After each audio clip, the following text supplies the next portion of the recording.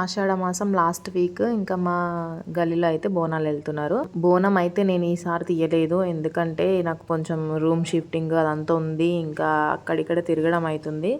అందుకనేసి నాకు టైం లేక అయినా కూడా నేను ఇంకా అన్నీ సదురుకోవాలి. బోనం తీయాలంటే మొత్తం ఇల్లంతా మంచిగా క్లీన్ చేసుకోవాలి కాబట్టి ఇంకా అంతా సామాన్లు అన్నీ చుట్టలు కట్టేసి పెట్టిన. ఇంకా అవన్నీ తీయలేక నేనైతే ఈ వీక్ తీయొద్దు అని అనుకున్నా. కొత్త ఇంట్లోకి పోయి ఎట్లాగో శ్రావణ మాసం కూడా తీస్తారు కాబట్టి శ్రావణ మాసంలో తీసేద్దాం అన్నట్టుగా నేనైతే ఇంకా ఇప్పుడైతే ఏం చేయలేదు.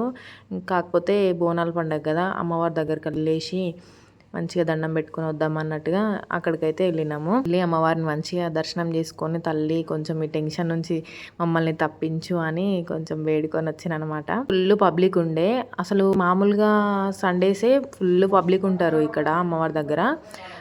కట్టమైసమ్మ అంటే ఫుల్ పవర్ఫుల్ అనమాట. నేను ఎప్పుడైనా ఏదైనా పని మీద మనం బయటకు పోతుంటాం కదా, అట్లా పోతున్నప్పుడు ఈ రోడ్ మీద నుంచి పోతున్నప్పుడు నేను అమ్మవారిని దీపమైన లేకపోతే అమ్మవారి ముఖమైన అట్లా చూసి అమ్మ ఈ పని సక్సెస్ కావాలి అని చెప్పి కోరుకుంటేనైతే కంపల్సరీ అవుతుంది. అంత పవర్ఫుల్ అనమాట. మాకైతే మంచిగా అనిపిస్తుంది.